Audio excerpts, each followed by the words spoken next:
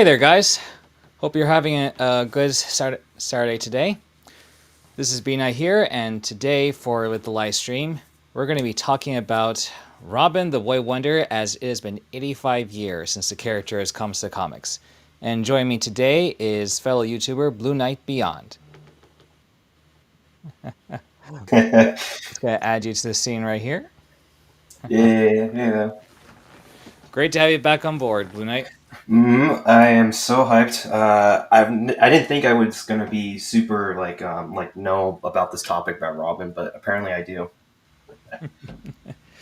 Well, I mean, the character's been around for almost as long as Batman, and it's just crazy how there's at least 5, 6 different Robins over the years. Yes, there's so many Robins, so many Robins. I think in the main continuity there's been five, but I know there's been more than five. Yes, there is, and I figure that since today that the character actually did appear around this month, being still in spring, so to speak, depending on where you are in the state. Because I don't know about you, but at least in my home state, it can get a bit cold sometimes, even during the spring. But hopefully, the weather will change. It's currently raining for me right now. It was like a thunder, like lightning, like earlier this day. So I really hope lightning doesn't come by while we're live right now. I'm like, please don't do this. This is Yeah, same. I think we had just a little bit of drizzle of rain here. oh boy. Yeah, but still. So I guess now, as far as with Robin, I guess first question for you then, like, which one is your favorite? Ooh, favorite. I don't know. I've been debating this ever since you told me about this because I'm like, I don't know. I like Dick Grayson, but I think I'm gonna go with Damian for this one. Yeah, yeah, because I feel like with Damien, he is the most different out of all the Robins. You know, he's not an orphan or something, just not some kid that Bruce just took in. Yeah, I don't know. Like, I think with Damien, I've read more Damien than any of the other Robins. I've read more than Dick Grayson or Jason or Tim. I like all the other Robins, but I think Damien's my personal favorite. I think it's because of it's Bruce's actual son, not like some kid he took off the streets. You know.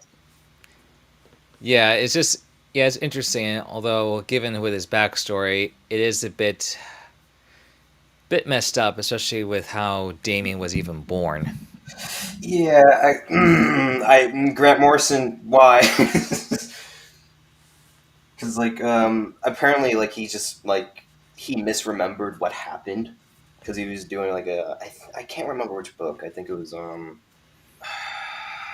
trying to remember which book he was trying to reference to, but that didn't happen in the actual storyline. He said in the interview, he's like, "Oh, I misremembered what happened and all that stuff." And I'm like, "Dang it, Grant Morrison! Now everyone thinks this is Talia."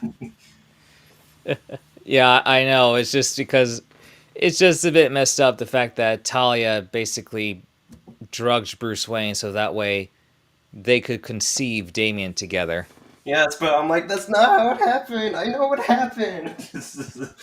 uh, what's up? What's up, man? Hey there, Batman in the chair. Glad to have you on board. Yep.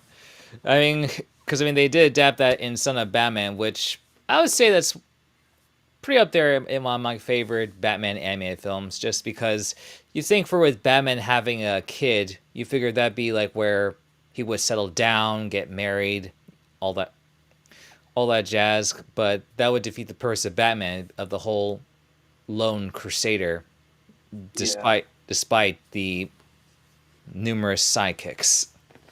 Son of Batman's actually probably the only camo movie I actually really like watching. That or Death of Superman, but I really like watching that movie. Yeah, because I feel like this would be something you would see if this would be like a later sequel from like any other Batman show, pretty much. I could imagine this would take place like years after like the Batman or something, you know? I don't know about that one, but yeah, I can kind of see that. I don't know, just like you can. Sorry, what was that last part? I don't know. I'm just mumbling. I'm like trying to think right now. Oh, gotcha. Yeah, maybe not that, but I guess just because the fact that as far as a Robin in that at least the context of that movie, it's only been Dick. There's been like no others being mentioned. Not to mention the costume is, I want to say it was originally the very classic one before Damien made some upgrades.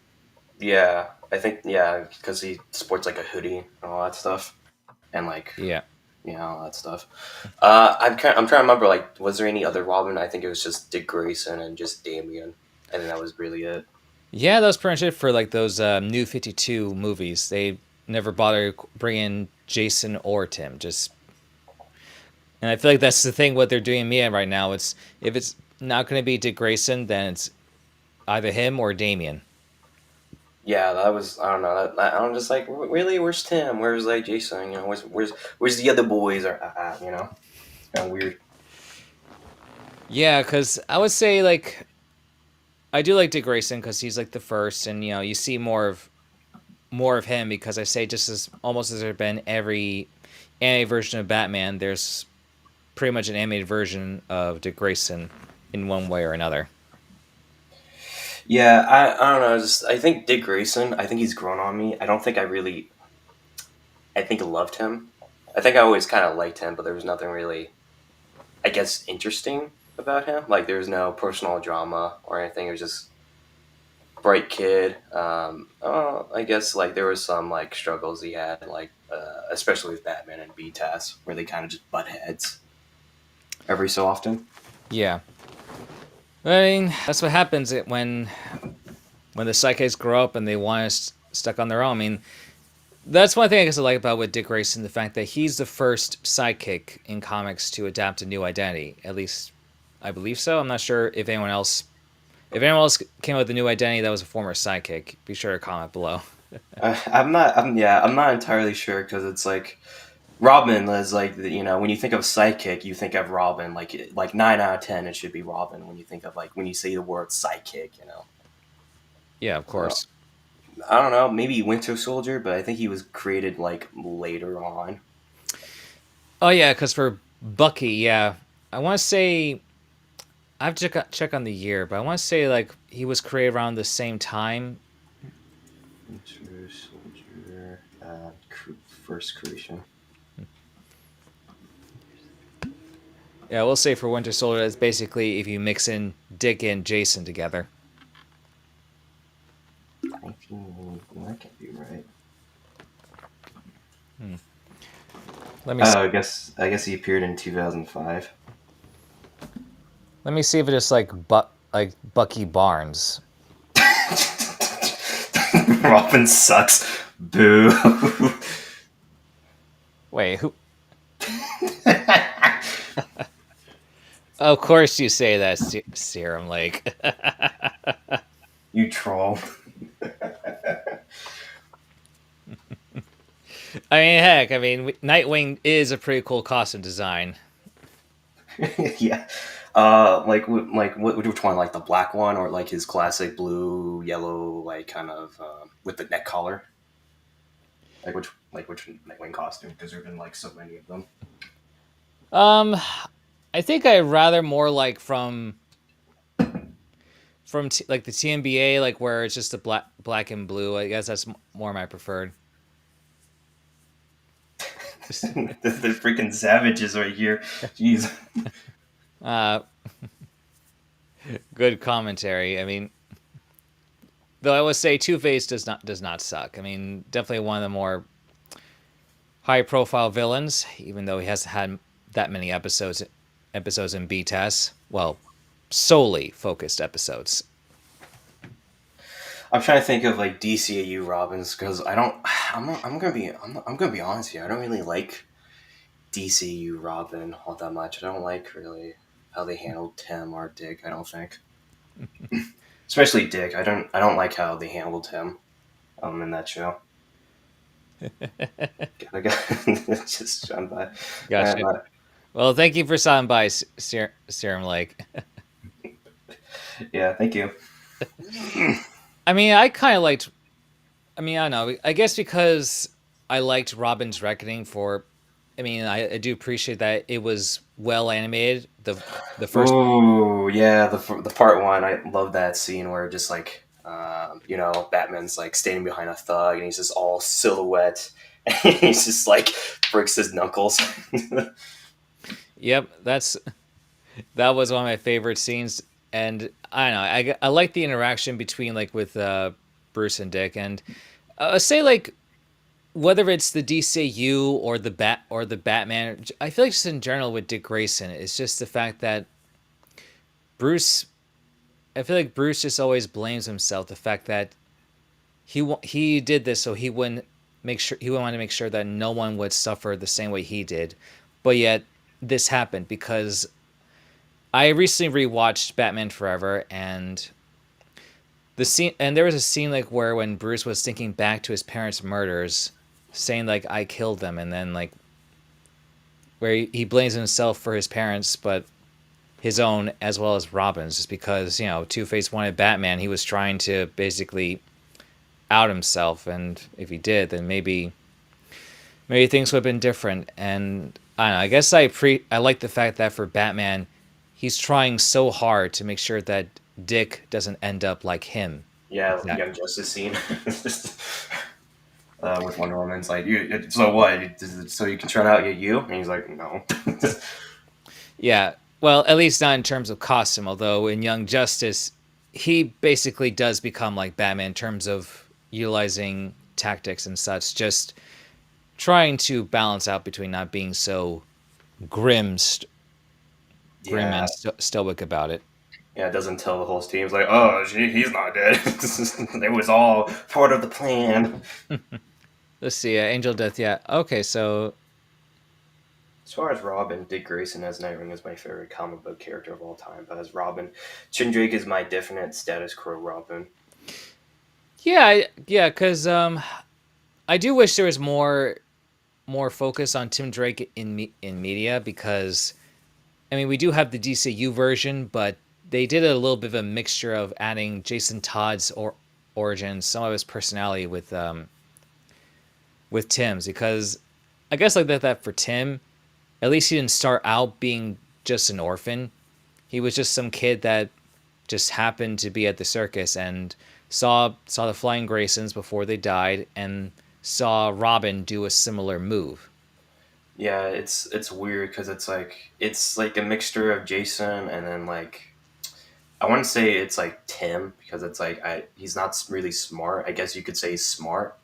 In like Return of the Joker or something when he like knows how to make satellites and all that stuff. So I don't know. I'm conflicted with Tim with in the DCU. Yeah, because I feel like with Tim, it's just I guess we see a little bit more Jason, but Tim can be a bit clever. At least he does show some investigation stuff, like how he managed to get that Batarang, collects newspaper clippings of Batman, so he's definitely a fanboy. And I would say he's more like a fanboy. He's not really maybe a detective, I guess, because he didn't figure it out. He was like, "Oh, I found this battering, guys. Look at this." yeah, that's that's probably me, just like newspaper clippings, battering. but also I think I remember in the Clayface episode, he knew where to look for with lost kids because he was pretty much a runaway himself. There's some investigation. I do like that episode with Tim. I think because he's got really upset when he lost what Andy. What was And her name? Annie, yeah. Yeah, Annie. I was like, I'm trying to remember. I need to rewatch the new Batman Adventures, just to like refresh my mind a bit more. It's Yeah, my least favorite Batman show. your Just least favorite? yeah, it's just like the look of the show. Like I can't. It's just I don't know. Just everyone looks weird. I'm not like just saying like the Joker design looks horrible. I'm saying like for everyone, it just looks weird to me. I miss the old B test style. Yeah, I mean, at least by Justice League they fixed it up a bit. Heck yeah, Justice League. They fixed Batman's costume. They fixed Joker's design. Although, say for Batman's costume, I didn't mind it because I guess I liked that the cape that there's instead of the blue highlights, we had like the gray like the grayish highlights where he's more in black. It's just he's so big, so buff, and he doesn't have the blue highlights anymore. The utility belt. I don't know why they make it a cloth instead of like the metal compartments he used to have. It's like it's such a downgrade. I don't know. I don't know. I guess I feel like with BTAS they were doing a little mixture of first appearance with the 70s with Neil Adams design, but then for with TMBA it was sort of like Year Batman one. year, yeah, Yeah. like year one slash Dark Knight Returns, because as you mentioned, like how big Batman became. It's kind of like how in the Dark Knight Returns, Batman was like huge, even though he's like in his 50s. Just looks weird because it's like okay, his body's big, but his legs are so tiny. Like he skipped leg day. Yeah, but that's in either design, either show, really. Yeah, but at least like he's punching more. Like he's not some this little pushover. Like he's like actually fighting back. I just watched like the Killer Croc episode. And I just like I was so mesmerized. I was like, man, he's bullying Killer Croc. Man, he's just punching him. Yeah, let's see. My absolute favorite Robin design is Tim's red and black 1 year later suit. Yep, you're right, Angel Death. That's pretty much inspired by Tim's Robin suit, though. Yeah, I think it's. I think I like it better with where there's actual like sleeves. Makes it a little bit more different. Yeah, my Dick Grayson's my favorite. Yeah, I assume everyone's like Dick Grayson's their favorite. Yeah, because I was when I was going through the Gotham Knights game, there was these like tapes, I guess, of journal recordings from Bruce, where he was basically venting out some of his regrets, frustrations, and one of them was how he left things with Dick, and he felt that Nightwing is what Batman could be. Yeah.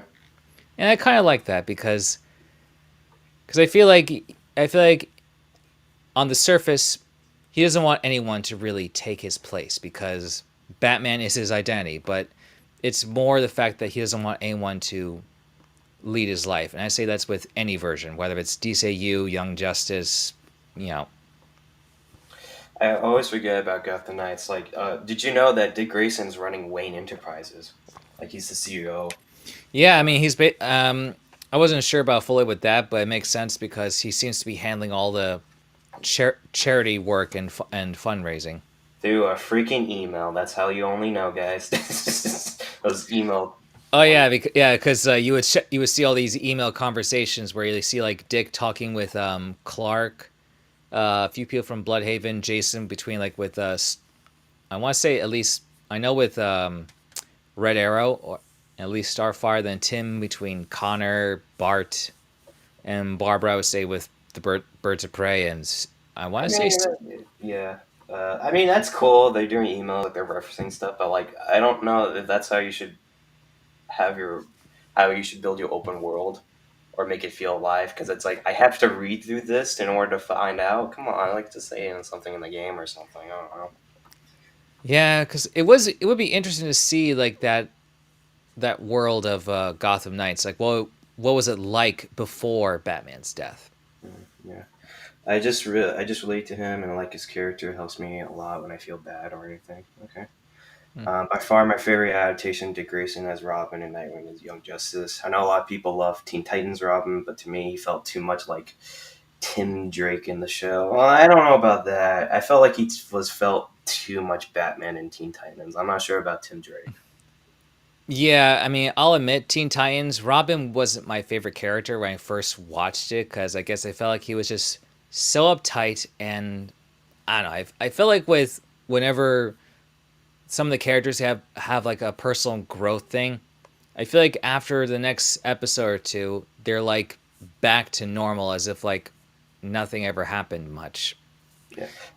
I would say there's a lot of growth in Teen Titans, but I feel like he's too much like Batman. Contingency plans to take down his friends. He's a detective. He doesn't joke a lot. He's very, yeah, like you said, uptight, serious. But it does make sense for with Robin's personality in Teen Titans.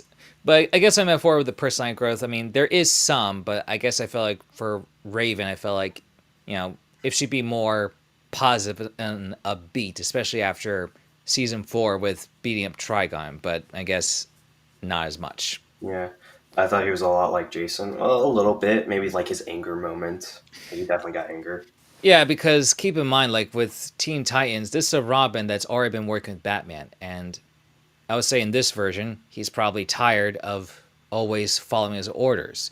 But now he's part of a team, so he gets to call the shots. So, I mean, we don't really see much of contingency plans for the other Titans. Just that, I Yeah, I only said that because of like the red X suit, because like he knows.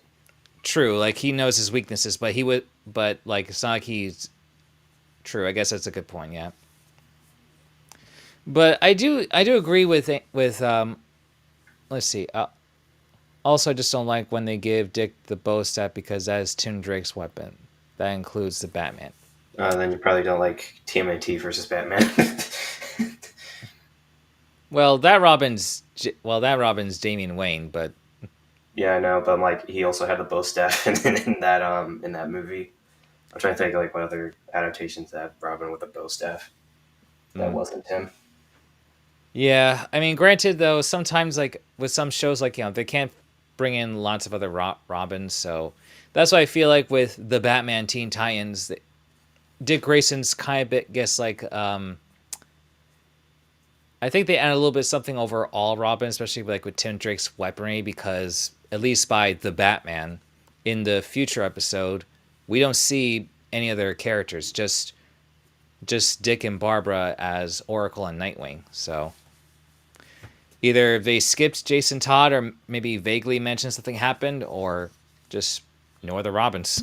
I don't think there's been other Robins, just because like the artifacts, like when they scan the cave, there's no other Robin suits or none of that. It's just like Batman and like Dick Grayson's Robin suit and all that stuff. So I don't. And again, I read like the tie-in comics. Like there was no mention of like another Robin or anything like that. Yeah, and I think that's fine. I think that's also fine. It's just like I would say maybe kind of a problem with Batman's like Bat Family is that there's so many supporting casts. They're all great, but let me just say that they're all great, but there's so many people. You got like spoiler, Batgirl, other Batgirl, another Batgirl, freaking 5 different Robins.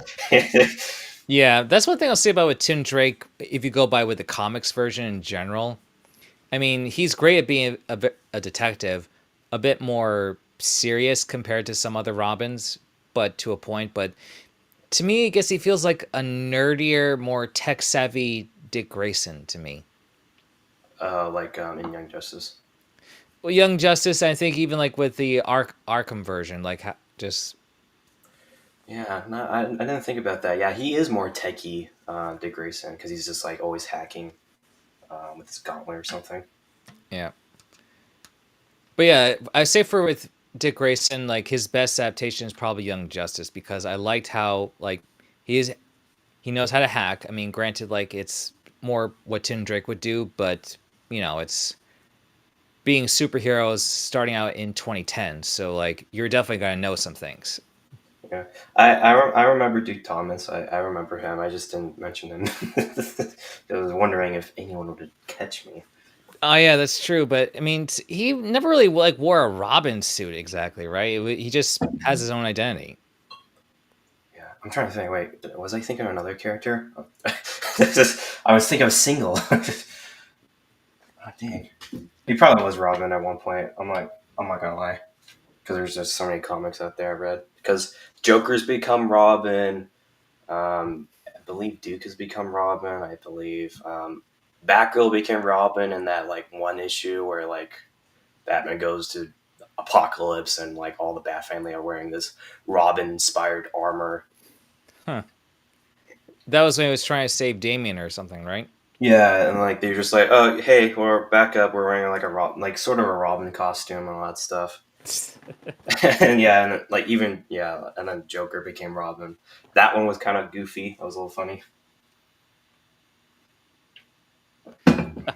Oh, I guess Angel Death's not a fan of Arkham version of Tim Drake. He's straight up just Dick Grayson. They even had Tim in a relationship with Barbara, which was also out of nowhere. I think what happened, because I keep hearing about this. I think because fans said like, "Oh, we want Barbara and Robin together and all that stuff," but Rocksteady didn't know which Robin they meant. The fans meant Dick Grayson, but they already put Dick Grayson in there, so they were listening to the fans, but the fans weren't specific on Dick Grayson. So it was an accident from what I've heard.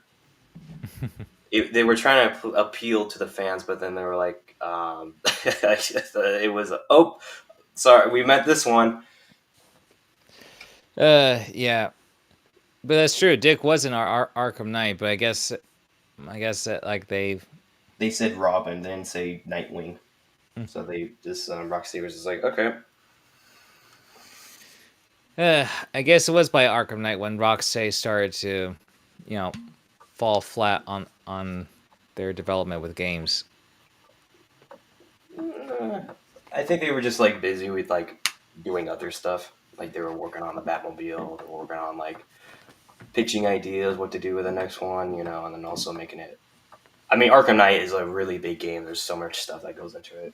So Yeah, that's true. Yeah, just yeah, because it just felt odd how like sometimes they always pit Barbara with some other Robin like besides Dick Grayson normally, then you got like Bruce having a thing with Barbara. Then I think in the comics at one point Jason may have made a move on Barbara, but yeah, that was like the Three Jokers storyline.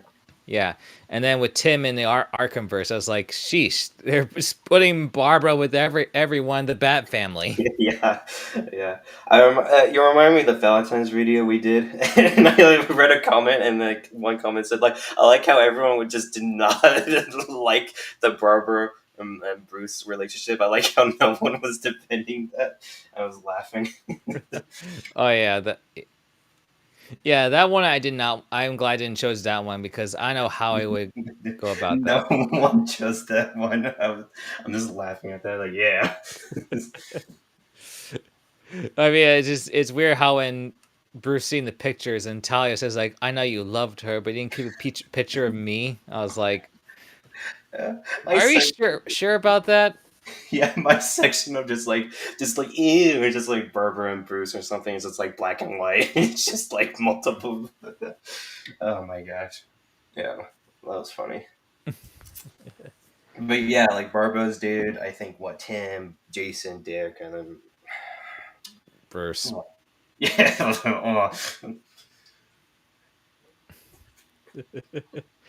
oh god, But I think that's what makes Damien I think more unique is that he's very upfront, a bit pompous, very with this has a very superiority complex, at least depending on which era or version you're looking at, because I always felt like that was his thing in those New 52 anime movies. yeah, yeah. I know, like Three Jokers isn't canon to the mainline continuity. It's kind of like a spinoff. Yeah. True. Question is in Batman Beyond. Why didn't Bruce have a picture of Andrea? Yeah, that's a good question because we see Zatanna, Lois, and Catwoman, but yet no Andrea. I guess I don't know. I feel it's so weird the fact that for Phantasm they never bring that up in any other episode up until epilogue in Justice League Unlimited. Yeah, you make a good. Yeah, huh? That is weird. I don't I'm know because thinking I about feel like that would have been an interesting aspect if they had some story involving Andrea. it. I mean, I know in the Tie comics they did like make a sequel of it, and then never brought up again. Yeah, there was something I think in the Batman and Robin adventures, and there was something in the Gotham adventures that it was something like where she was part of Black Mask's False Face Society or something. Yeah, and then what else? And I've only read like 5 issues of that series, so I don't know like too much about the Adventures of Batman. yeah, although at least with Nightwing they changed up his hairstyle the correct way, mind you, because That's one thing I'll say about for in Batman Harley Quinn. I do not like Nightwing's haircut in that movie. Oh yeah, it's just like flat down. Robin, Nightwing. I'm thinking about that scene. Just, it was so weird watching it the first time. I was like, what is going on? Yeah, I mean that one scene. If you're referring to what I think you're referring to, I guess I'm sort of okay with that because to me, Harley and Dick, they're both players. You know, Yeah. they're both like they'll be with anyone regardless. Because like I mean, because Dick Grayson he has a long rap sheet of all kinds of women he's been with. Mm-hmm. Do you bring up Joker being Phil and Beware the Creeper? Oh yeah, that's true. Yeah, they did had like recreating that photograph shot with him being the hitman with the Volestra mob. Yeah, yeah, I remember that. Yeah, so I say like for Dick and Harley having a thing. Okay. Disagree though about TNBA with for me comparing it to other B test seasons. In terms of writing, it's my second favorite season. Hmm. TNBA. Yeah, I think in some ways I do like some episodes of TNBA that a little bit more than I think than B Test. I think with like with Mad Love, Holiday Nights. To me, Holiday Nights that's like one of the better Christmas themed episodes. Holiday Nights is I really like that episode watching it. And then what I'm trying to think like what Legends of the Dark Knight. That's a good episode. I like that one a lot. Yeah, and I do actually do like the crossover Girls Night Out. Yeah, that one was fun. Then what other like episodes of TNBA? Because I can't really think of like a lot of favorites from that suit from that era of Batman. Maybe Firefly. Firefly was Yeah, pretty. Firefly is good. I did like Mean Seasons because Calendar Girl was it's a pretty sad look at about look on with models and actors like with the whole being fired because you might be getting too old and such with the whole younger demographic, which ironically that happened when we got to Batman Beyond, where it's like, okay, we need to bring in a teenage Batman, try to make it lighter, but not really lighter. They predicted it. If Calendar Girl came out in the modern age, everyone just like it's just the Twitter people would just be like, they changed it. The whole Penguin thing and Cape Crusader. Oh boy. Yeah, I mean it was different, but I didn't like hate it because I guess yeah, if you want like the whole like cabaret singer secretly being a criminal like drug lord or something, I guess that works. And Bruce Timm is technically right. There's not really a lot of female Batman villains because like for Harley, Catwoman, and Ivy, technically they're more anti-heroes at Yeah. this stage. I think yeah, I think my only like my only reason why I don't really like that comment is like, well, you're not creating new characters, and I know you guys can create new characters, so it's like the creativity is lost. I think I agree with their statement, but like, but there's no new original villains they did, or like they didn't create a new one, like they didn't try. They just like, oh, let's just do this. Yeah, because I guess I felt like if you're going to do Batman in the 1940s, then we would see like the 1940s versions of some of the classic villains. But I guess at this point, if you're having, I mean, what can you do with the Penguin that hasn't been done yet? And I guess, especially I think around that time there was also the Penguin show, which Matt Reeves was. I don't think he directed it, but I want to say some of his people were involved with it. So I think I think so because I know he produced it and all that stuff. I don't know with Cape Crusader because I feel like Cape Crusader is a different show because I watched their DC Phantom and they were like, oh, we're gonna explore Batman's early years, like how he developed his gadgets and all that stuff, or like how he made the Batmobile or like the batarangs or grappling gun, all that stuff. And then when you watch the series, like they didn't explore that in anything, so it makes me wonder, like, did they change like when they were working on it? perhaps, but I mean, maybe it's something that they might could develop. But let me take a look. Yeah, I mean, I have no connections. I mean, Well, a little bit, I guess. I don't know. Cape Crusader was a weird thing in my career because I had like leakers leaking stuff to me. It's like, oh, this is gonna happen, which they were right. They leaked like the female penguin, I think months before the first trailer came out.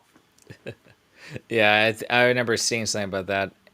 Although that's one thing I do like what they done with K Crusaders, how they brought in all like the Robins and Sidekicks as orphans under Leslie Tompkins' care. Oh yeah, we should tell. Yeah, I yeah. A lot of people are like, oh, they're gonna be Robin. I don't really think they're gonna do Robin in that show. Nope. Thank you, Crusader. I think That that was was just like a fun tease. I did like how they reused Dick Grayson's design in Kid Crusader. I was like, as soon as I saw him, I was like, oh, cool! They're using this design. That's awesome. Let's go. Yep, and they use the original version of Jason Todd being a redhead. Yeah, and then they used Kelly Jones, and then Stephanie Brown. Stephanie Brown was in there, right? Yep, you saw Stephanie Brown and Carrie Kelly. Yeah, Kelly Carey, all that stuff. That one's a good episode, Nocturno. I really like that episode. Yep, let's see that. Let's see what the comments. Even though season 2 of BTAS has my two favorite episodes with Robin's Reckoning almost got him, there's so much that drags in season 2. I love Never Fear and Over the Edge, and the Creeper episode is so much fun. And I want to. Oh, I forgot about Never Fear and Over the Edge. Yeah, that is good with Scarecrow. And another episode Team Bay that I do like is with I forgot the title of it, but I think it was with Roxy Rocket Is it Roxy Rocket? I feel like that's like the name of it. I don't know. or something with Thrill. I know the title is something with Thrill. Dude, yeah. Thrill The Seeker or the something? the ultimate thrill.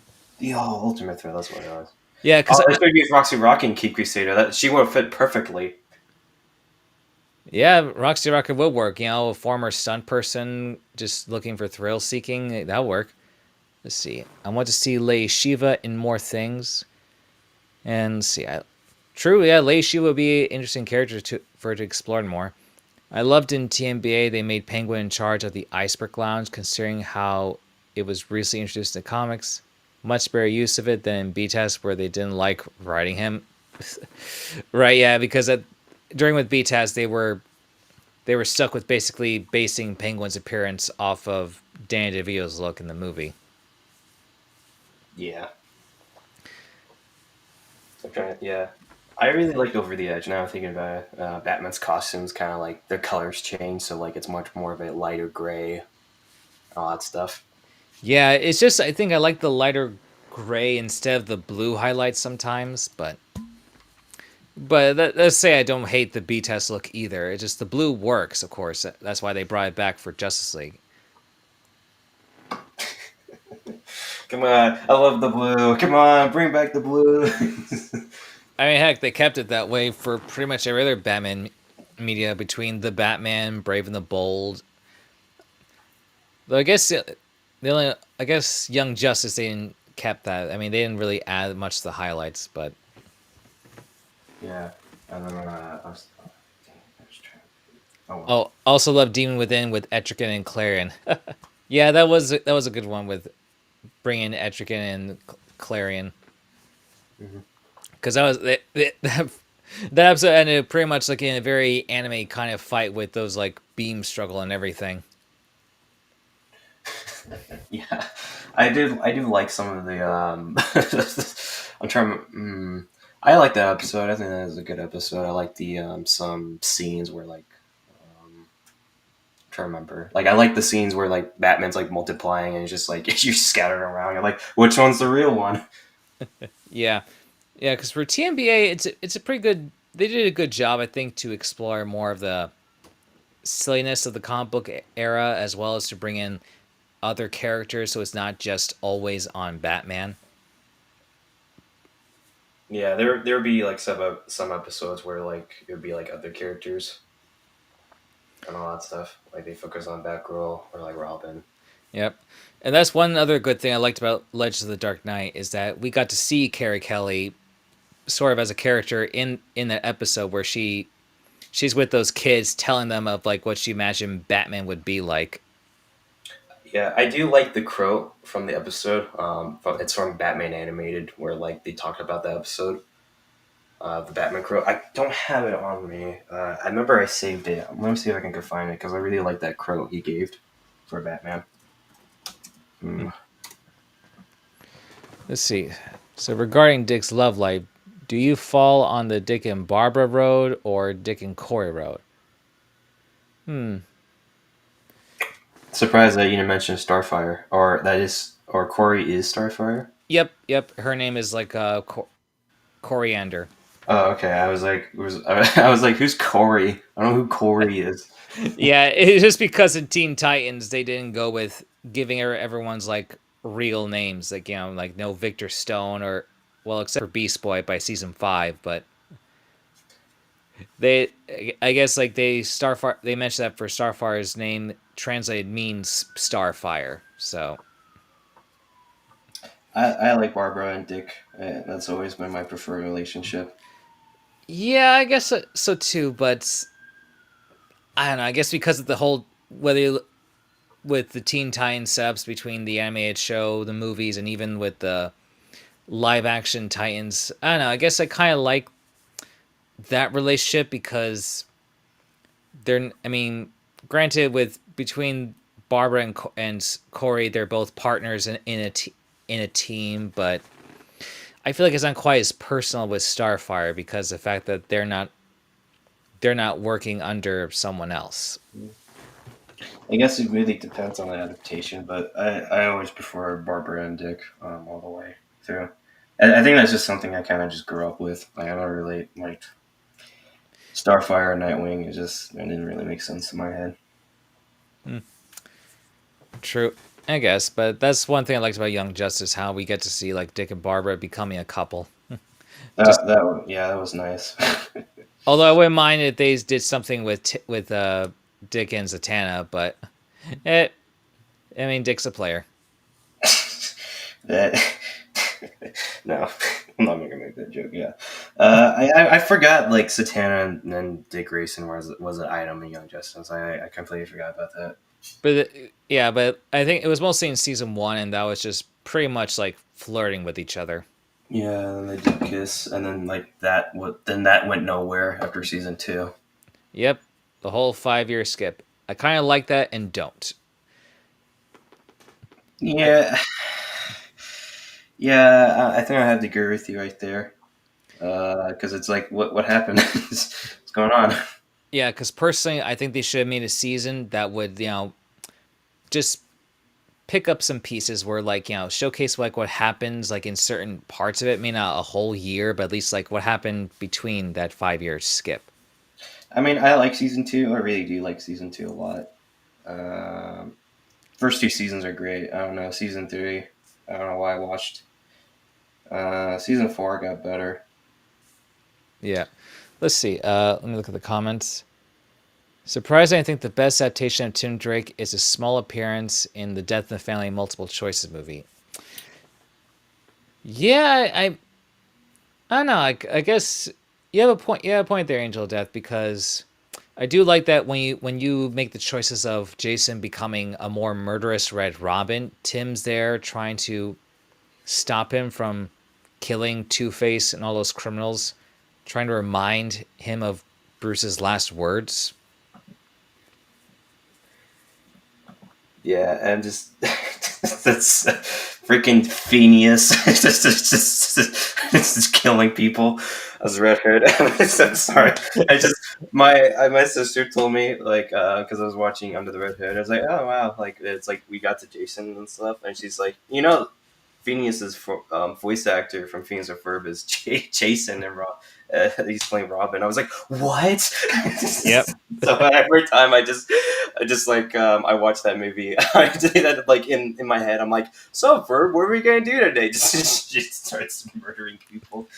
Yeah, I know. It's something that I'm surprised they didn't bring back Jensen Ackles for Red Hood. But granted, that's multiple choice one that came out exactly 10 years after Under Red Hood, because they did have Phineas voice teenage Jason in the Yeah. Yep, that was him. Phineas murdered all those criminals on the street, depending on your choice.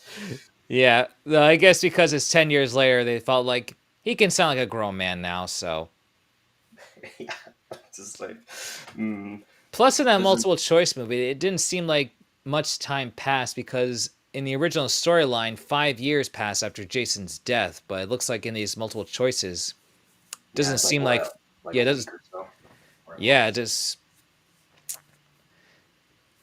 though I am not crazy the fact that Tim just basically dresses as Bat Kid or whatever. Oh, yeah, I forgot about that. The scene right there. I really like that movie. I like the multiple choices. Like I'm glad they added more scenes to the movie. Like when they find like the truck and he's like, "Stay here" and all that stuff.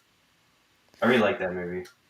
Yeah, yeah, I kind of like the where you get to choose different options and let's see. I think I like the Red Hood one where like he thinks he's honoring his Batman's code, but he's not, and he's just been like repressing memories and all that stuff. Yeah, that was good, and I like the fact that when Talia comes back and revives Batman, but wearing like the Zurin R outfit, and it They ends found where her the voice actor, yeah, like voice, like she actually gets a voice this time instead of like a cameo. yeah. Yeah, that was a good movie. Yeah, I think that's why Jason might be my third favorite Robin, just because I like the fact that he's the opposite of Dick Grayson, where he's an orphan from the beginning, surviving on the streets, and he has a very like tough guy personality. Very has no problem with killing. And I guess when I first saw Under a Hood, it felt like basically Batman's equivalent to Revenge of the Sith. yeah. I really like Jensen Ackles as Red Hood. I'm not gonna lie. If he ever does get in the DCU, I would think I would like him to be Red Hood or Batman or something. Yeah, and that's true. Angel of Death. Yeah, he at this point, yeah, he probably wouldn't pass to sound like a very young person, young vengeful person. Yeah, that's why it made. That's why I liked him voicing Batman in the Long Halloween movies. I really liked him. I think there would be moments where like it'd be really great, and then other moments where I was like, I didn't really feel that. I think Chris is like part two. I didn't like his performance, but I think the third one got better. It's like sometimes it's good, sometimes it's bad. I wouldn't say he's a bad actor. I do like him voicing Batman. I think there's just moments where it's just like, oh, I didn't really like that, or this one was really good.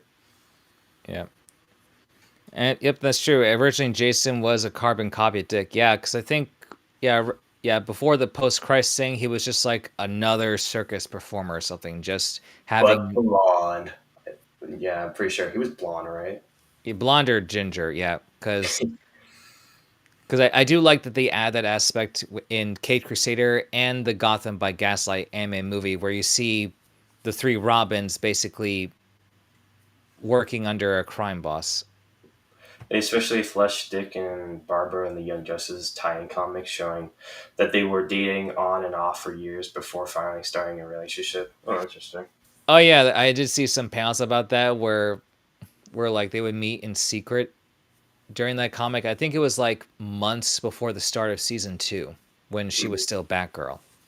I haven't read those tie-in comics. I've been reading others' books. I should probably read them just to Yeah, know.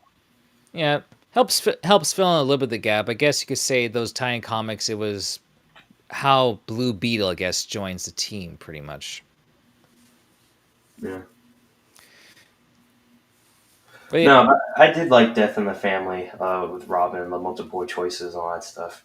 yeah, I think I like definitely like when you see him being Red Hood, but being a lot more murderous. And I did like that little thing where he dresses up as Hush, and where Talia comes to Jason holding baby Damian and wants him to raise the kid. Yeah. I was like, that'd be interesting putting those two together because It's something that we got to see a little bit in the Young Justice season 3 and 4, where Jason is basically like a bodyguard, I guess, for Raish and such. Yeah, and like he's having a hard time remembering all that stuff. Yeah, that's one plot thread I wish they explored. Like, what is Raish planning? Like, is he retired like in Under Red Hood, or is he doing something else, or has something cooked up? Because like, why keep the whole baby and Jason a secret? That's when Croc first debuted, was in a Jason Todd story. That can't be right. Oh It's yeah, like, I think.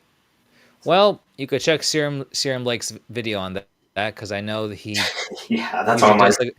Yeah, that's what I'm gonna do. I'm like, I gotta watch the Serum Life video after this. That's weird. I didn't know about that. I know Yeah, that I know that Killer Croc always has a beef with like one of the Robins, especially Dick Grayson. hmm. Yeah. I guess it must have happened. I guess because I know Croc appeared.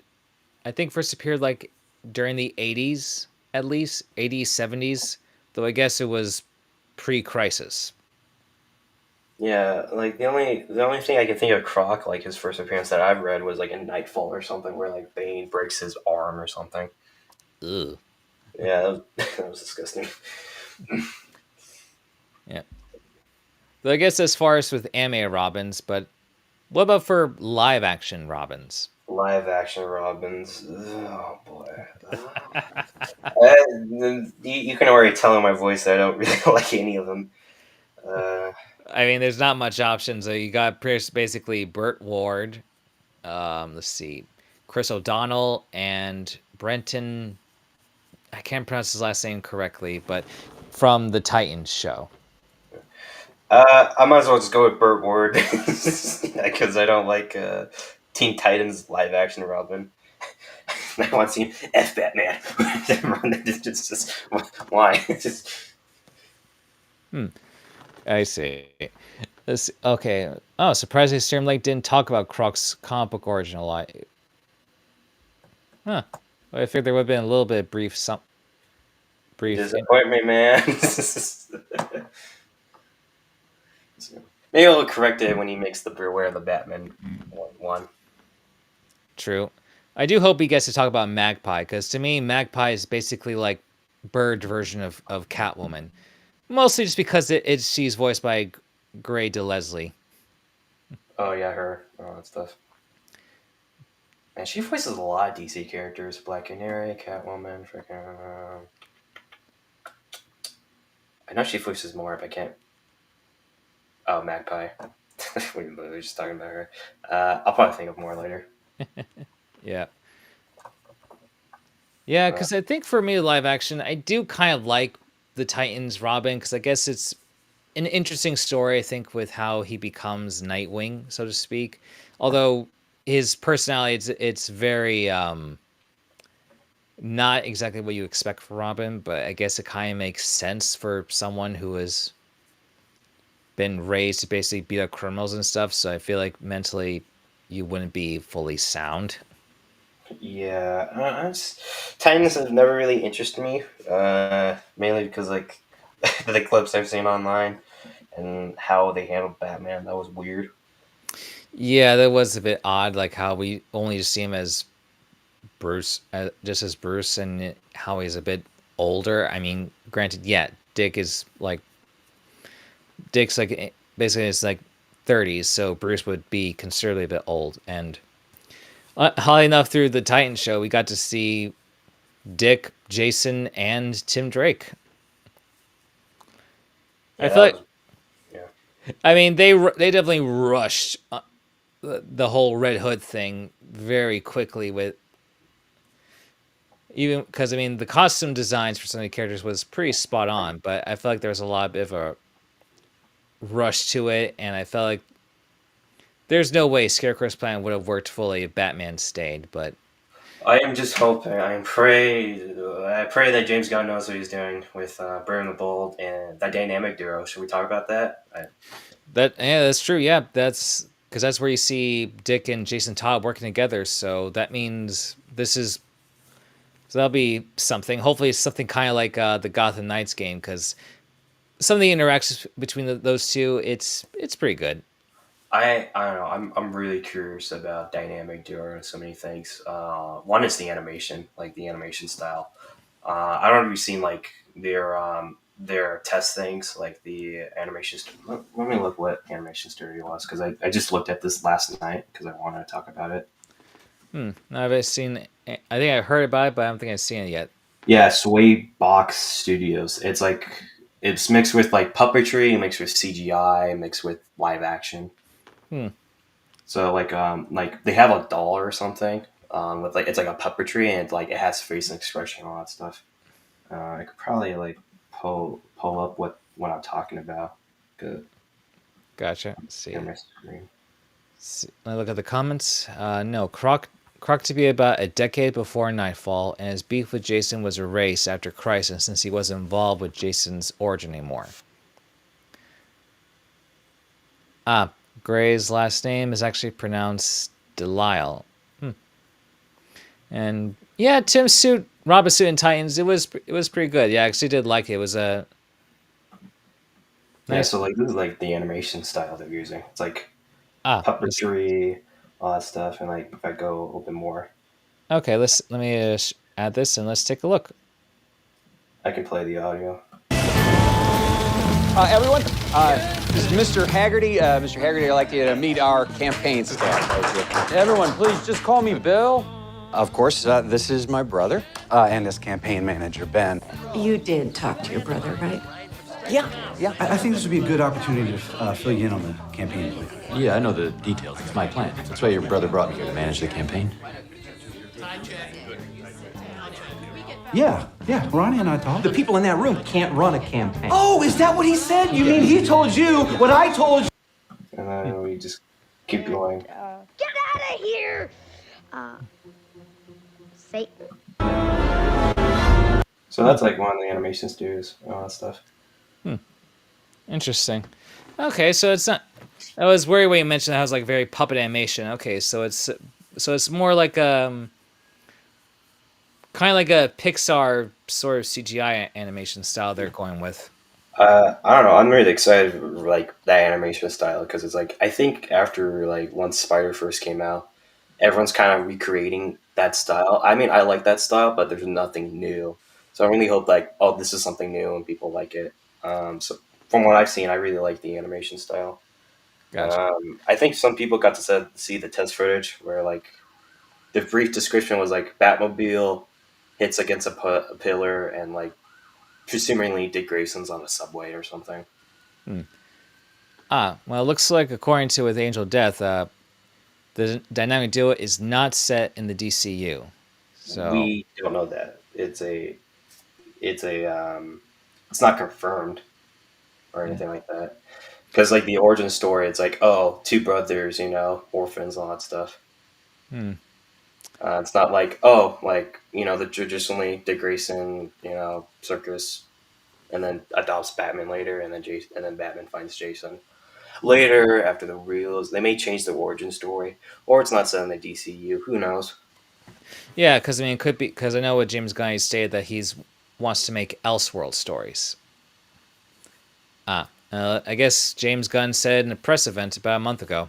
You sure? Because I looked this up. I looked this up last night, and I said like I looked up like dynamic duo. Is it canon or is it not? They said it wasn't canon to Matt Reeves' universe. Are you talking about Matt Reeves' universe? Are you sure? Because I looked this up last night.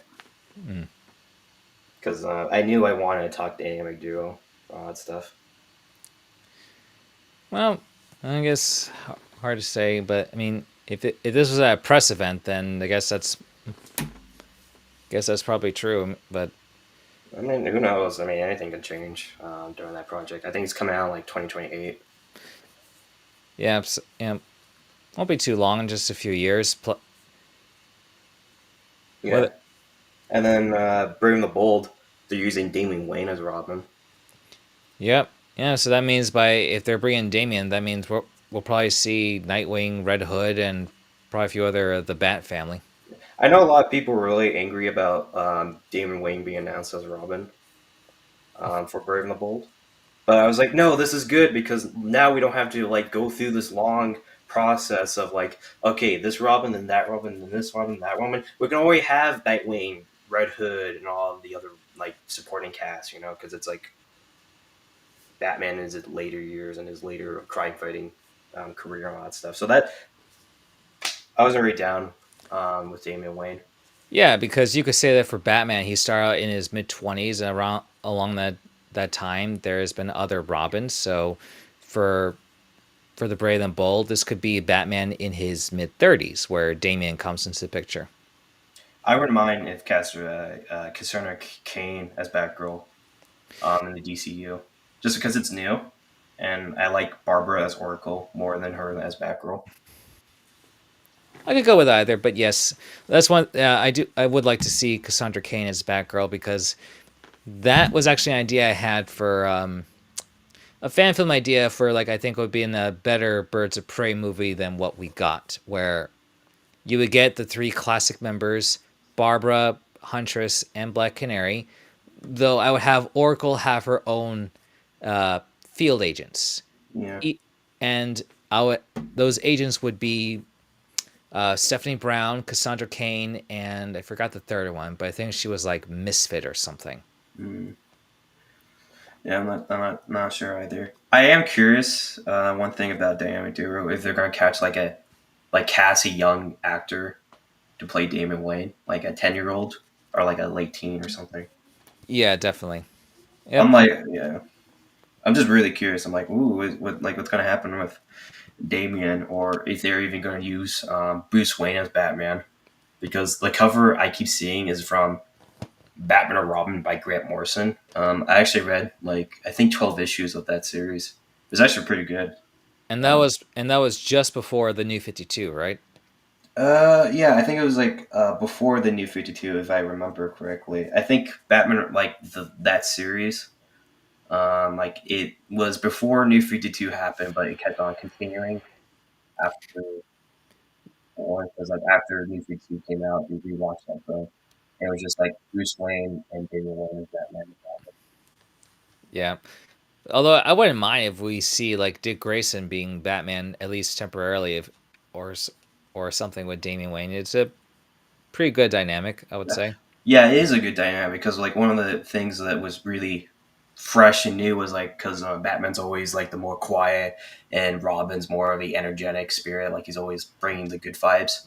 But when that series came out, Batman brought more of the good vibes and more energetic spirit, and Damian Wayne or Robin, he acts more like Batman. So it was a nice change of pace where the roles kind of reversed. Yeah. All that stuff. Yeah, it makes you think that if we ever get a Young Justice season 5, we'll see Dick becoming Batman with Damian. I know Cassandra Cain isn't a new character. She's been around for 20 years. But it's a new character for people who are not exposed, who haven't read the comics. Because she's not appeared in animation. Nope. Nope. The only thing was in that Birds of Prey movie with Harley Quinn where she was just a pickpocket. Or that Batman digital game. I gotta send you those video clips because it was really weird. It's Bruce Timm's art style, but not really. And Cassandra Cain is in there. I need to send you. I need to send you later because it was a weird computer game I found recently. I was like, "What is this?" Oh, that's true. She was in Young Justice. Granted, she wasn't Batgirl. She was just Orphan. Yeah, no, you're right. She was in Young Justice. I totally forgot about that. I was thinking of Batgirl. I wasn't thinking of her other identity. You're right. Man, what a missed opportunity that was. Yeah, I think it's more unique to see Damian becoming like Dick Grayson's Robin instead of just Batman Bruce's Robin. I really do like Damian Wayne and Dick Grayson's dynamic. It's like a brothering kind of bond they have. Yep. Yeah, I did really like Grant Morrison, Batman or Robin run. I thought that was really good and all that stuff. Yeah. Yeah, you're kind of reminding me of Boy Wonder, that comic book series and all that stuff. Mm-hmm. I don't know if you read it or not. That was really good. Don't think I read that, but I'll take a look at that. It's That's like a it's like a Black Labor series. It's like Damian Wayne, and he like is with all the other Robins. So he meets like Dick Grayson, meets Red Hood, he meets Tim Drake, all that stuff. okay. Because I say for Damon, the other part that I like from him is when he's teaming up with Jonathan Kent, like from the Super Sons movie. Oh my gosh, I totally forgot the Super Sons movie. I love that movie. Yeah, because I don't get the hate for Damien because when I look at Damien, I just see like what Bruce would be like if he was raised by Ra's al Ghul. Yeah, I don't understand the hate of Damian Wayne, if I'm being honest. I guess they figure like for Robin, he has to be very, like Dick or Tim, being very positive, spunky, not like not so serious or murderous like Jason can be. Like, Yeah. I would say they fleshed him out more later. I just read the newest Batman or Robin comic, Volume 3. Like they explore more. Like he goes to high school now. He's like a kind of an artist a little bit. Like he likes to draw, all that stuff. I actually liked reading that. I stopped reading Batman and Robin later on because like the art style had changed, and I wasn't really into the art. gotcha. That was really fun. I like the dynamic of Bruce and Damian Wayne. Like it's like a father and son dynamic, and he's like, I don't know, like father and son stories really get to me. Yeah, it's just something you would not expect with Batman, because it's just mostly with him adopting kids. So it's a pretty good change of pace with someone that's actually his kid. Yeah, I like how Bruce like actually goes to Damon's high school and he's like trying to like serve pancakes to like the other kids. He's like volunteering. That one was really good. It's a bit funny. I like their dynamic. Like it's of course they kind of butt heads like every once in a while, but it's a Yep.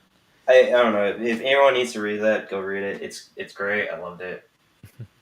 Let's see it. Although she was Cassandra Wusan, not Kane, instead making her mother, Lady Shiva, primarily her parental figure instead of David Kane. Oh yeah, that's right. I forgot because David Kane, that was another one of Bruce's teachers.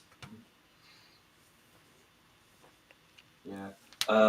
Yeah, I don't know. That comic was good. I'm currently reading Batman and Robin Year One, and I am absolutely loving that series. Yeah, I've actually read more Robin stories than I've anticipated.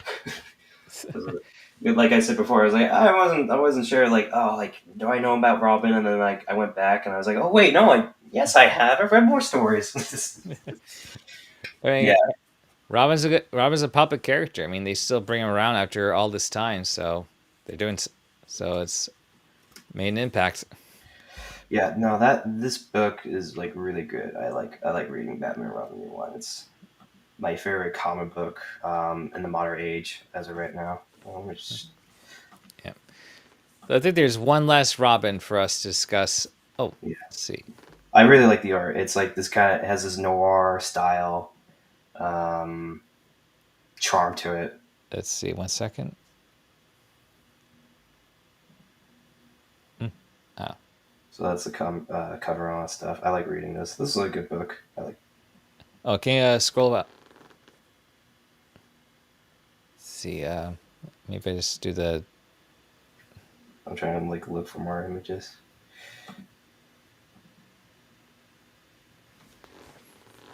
Okay, so this is the comic book. Okay. Yeah, I highly recommend reading this because it's a good comic book. It's a good modern day comic book. I love reading it. It's my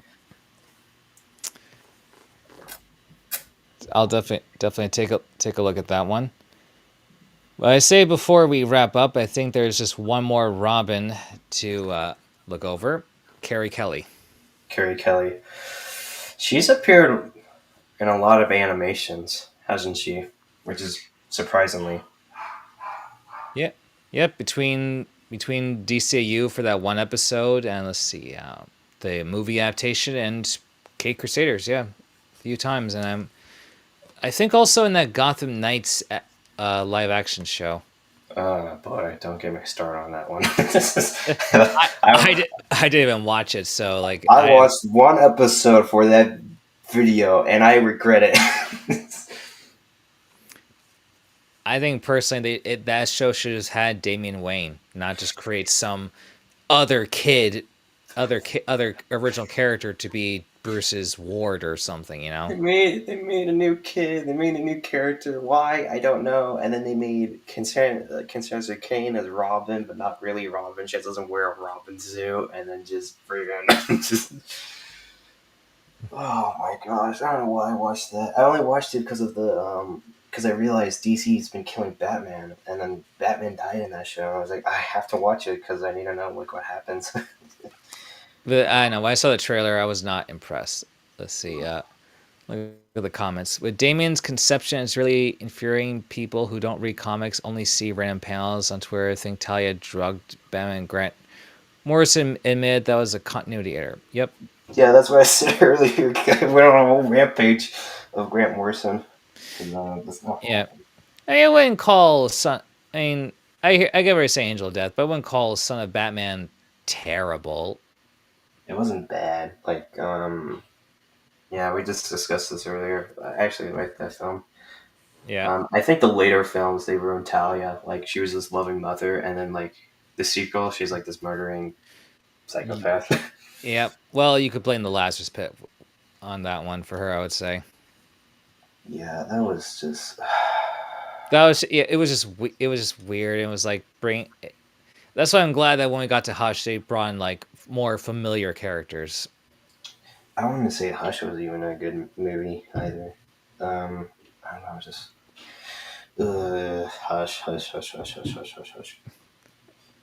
I just read Hush 2, like yesterday, or no, 2 days ago, and I was like, "What am I reading?" Because in the second issue, Batman like grabs a gun, shoots at Jason Todd's helmet, and he points a gun at his face, and I'm like, "What are you doing?" Oh boy. Oh my gosh! I was like, no, like comic book Jason Todd. They always like, oh, they have to like fight each other, or like there needs to be conflict. And I'm like, no, there doesn't need to be. They're just running of ideas. Yeah. Let's see.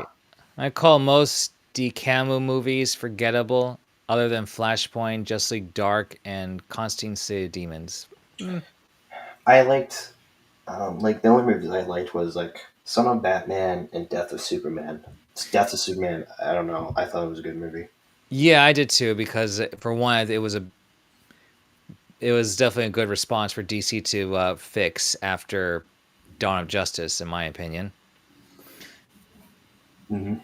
Because I mean, it makes sense, you know, because they made several movies of this in the DCAMU, so it makes sense that, you know, let's bring in Death of Superman, because there's a bit of a build-up with everything, with the League expanding and all these characters. I also did like their Suicide Squad movie, because I think that was written by Alan Burnett, and I like that we got to see Two-Face, Professor Pig, Vandal Savage. It was bad guy palooza pretty much in that movie. Yeah. God, Hush 2 is so tedious. It's clear Jeff Loeb hasn't kept up with the main continuity Batman since he last wrote Batman 20 years ago, and he consistently repeats the same dialogue. Yeah, I mean, I don't know. For me, I think what I liked from Jeff Loeb was, granted, mostly through some of the anime adaptations, would be with the Superman Batman movies, Long Halloween. Did he write Batman, Superman, Public Enemies? Yes, he did. Oh, wow. I didn't know that. Though the original comic is a bit more complicated with some other subplots, which they removed just to make it fit in one movie. Because I think there was something like how I think like the Kingdom Come version of Superman just appeared out of nowhere or something. I forget. I try to like read that comic book because I was wondering like, okay, how does Batman beat Shazam because he one shots him with a missile? And I was like, how does he do that? Is there an explanation in the comic book? Nope, he just kicks him. Yeah, they don't in the comic. Yeah, they don't explain how they stop both Shazam and Hawkman. I didn't know he wrote Public Enemies. I did not know Jeff Loeb wrote that. That's actually really good. I actually like reading that book a Yeah, lot. because I would say like with if you want something that's more an action based story, was just with basically the two of them up against the whole world while trying to stop a kryptonite meteor, then Loeb's definitely your guy for that. Let's Yeah, see. and Long Halloween was good. Hush is mid, kind of mid for me, but I did like how he kind of explored like, okay, why is Batman paranoid? All that stuff. Yeah, because I kind of like the whole thing with him and Catwoman bringing all the characters. Because I guess I liked how Batman was being tested with certain groups of characters. Hmm. But yeah, right now Hush 2 is not his best work, and I'm like, it's so frustrating because it's like they're promoting the heck out of this thing. Like they did like an Hmm. animated trailer. They're doing like so many cover art, and I'm like, why are we promoting so much on this instead of the new Batman run by I forgot the name, but they're The absolute Batman. it wasn't Absolute Batman. They're doing like they're relaunching Batman from issue one. I just talked to Sierra Lake about this. He told me about it. I forgot his name, but Hmm. it's a new book. They're bringing back the blue and gray costume for Batman. That's good. I think you've seen some of the images on it. I could just send you it. Gotcha. See, I swear it's like every 4 pages he constantly has been reminding the audience who characters are and their origins. That's what that's what it is. That's what he's doing. I get every comic is someone's first, but it's like he doesn't trust the readers. Leslie Thompson, the Topkins, the one lady I could trust, or Jason, my second Robin, who I got killed. Yeah,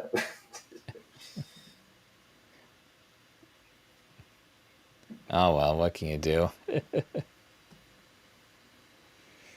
Still, I often wonder how long can they go about with these out of continuity or revamping some storylines or just because I feel like after a while, like what more can you do? Oh yes, I seen some of these comic books. Yeah, these images. Yes, I do like that. Interesting that the symbol is has yeah, a blue highlight too. yeah. It's got like blue highlight on and stuff. I was Stone Lake was just telling me about it. It's like apparently like the writer had mistaken because he was planning out this book a while ago. So he planned the book in 2026, but they're like, no, we're doing 2025. So he already has like a 18 issue arc already planned. So that who knows? He has faith in him, like because I guess he's from Marvel and all that stuff. So who knows? Maybe it'll be a good run. I'll let you know if it's good or not. Yeah, because I guess for me, I guess like to read like the whole story. I guess when it's all out, not just individual issues at a time. Yeah. But that's just me. So I guess but we lost kind of a bit track here because I At guess least like it wasn't like the forever live stream where we went on for like 40 minutes. yeah, it's true. I guess like for Batman Forever, not the most memorable or iconic Batman movie of all time, but it had it. So yeah, it makes sense. Let's see. Plus, I know Jim Lee's Batman art is iconic, but I've never thought he draws the oval Bastille well on the Batsuit. It looks awkwardly placed on his chest whenever he draws it. I had to look, because granted, my favorite look of Jim Lee's Batman art is from Hush, where it's just pretty much like the Arkham symbol. I do have the Hush one, like Lego thing. I'm gonna share my screen actually. Got the Lego one. Haha, that's cool. That's pretty cool. I also have his like art thing above my room, but I'm not gonna bring my computer. I gotcha. Yeah. Though I guess there's not much we can say about with Carrie Kelly because I mean she's only Robin I think for just the Dark Knight Returns and I think the rest of Frank Miller's stories she became Catgirl or something. Uh, that's. Ugh. Yeah, I don't know, nothing much. And then, yeah, there's really not much to talk about Kelly Carey. Yeah, just she seems like it's more stable. Nothing too crazy. She's not an orphan though. I do like she's pretty capable, and she does. I do like her choice of weapons with the whole slingshot thing. That one was interesting. All that stuff. Um, I. Oh yeah, they brought that back with Tim and Gotham Knights, didn't they? With the slingshot. Yeah, that's true. He uses the bow. Yeah, it uses that and the bow staff in the game. So I totally forgot about that. I was like, maybe that's where the inspiration came from. yep. Ugh, And then there's Stephanie Brown as Robin. Granted, that was only not even like a year. yeah. Okay, time to kill her. I do like how they kind of brought that back in Deceased. I thought that was kind of cool. Yeah. Where Damian Wayne becomes Batman, and then Stephanie Brown was like, okay, if you're gonna be Batman, you're gonna need a Robin, because all the other Robins kind of died. Yeah. and such. Yeah. I do like her spoiler outfit though. I don't hate her Batgirl look when she's working with Barbara. Yeah. I think I like her spoiler outfit more. I like your Batgirl outfit. Yeah, because I guess the Batgirl remind me of the Batman and the '60s with the whole purple color scheme. Yeah, but yeah, I sum up to Dick is my favorite character of all, but Tim is definitely my favorite Robin. I don't know. When I think of Tim, I always think of the Lego version of Tim Drake. Like a Batman 2 and 3. Hmm. That's where Tim, like I'm always like the Lego games. Yeah. I think with Dick, I like the DC version because like when he's Nightwing, I do like that he gets to be a little bit more rough with some one-liners.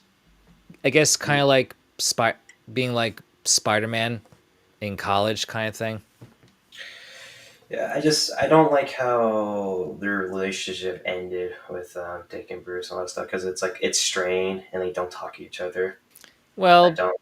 I like to think by the end of Old Wounds, it seems like they might have patched things up off screen, just because like when Dick realizes that Bruce gave the guy he was interrogating a new job and stuff. Let's Yeah, see. I'm really just thinking of like Beyond because they don't mention Dick at all, or like. Well, I mean, I guess I say it's probably nothing personal, just that he just wanted to, patrol his own city. Didn't want to be under Batman's shadow. I guess you could maybe. I guess like it's just implied, but I guess you could think of like, oh, like there's no bad blood. They just don't talk to each other. I guess. Yeah, because I mean, Serum like pointed out the fact that like after Return of the Joker, Bruce just basically kept his distance from everyone, like from Tim, Barbara, and Dick, because the way at least I see it, he views himself as a curse. Like he's just bad luck to anyone that's close to him. Yeah, I really like Return of the Joker. That flashback sequence. That's always. I mean, it's dark, but it's like it's like their own version of Death in the Family, and I like that a lot. Yeah. So with Nightwing, do you prefer the blue streaks on his arms? Oh, that is a good question. I do like the Arkham City costume design where you see like his symbol, like it's from his chest but goes right down to his sleeves. I do prefer that. I don't know, honestly. Because blue, I don't know. I don't like the red on his costume in the New 52. I thought that was a terrible mistake on their end, but Thank God for Rebirth. Rebirth designs are peak, man. Batman suit. I can't remember if that was in your video on top 10 bat suit list. I can't remember. I'm not sure. I think the New 52 Batsuit got into the top 10, not the Rebirth one exactly. I don't understand, man. Come on, yellow outline, purple cape. Come on. I don't understand the community. Well, now for my next DC Decembers, you guys can be more involved.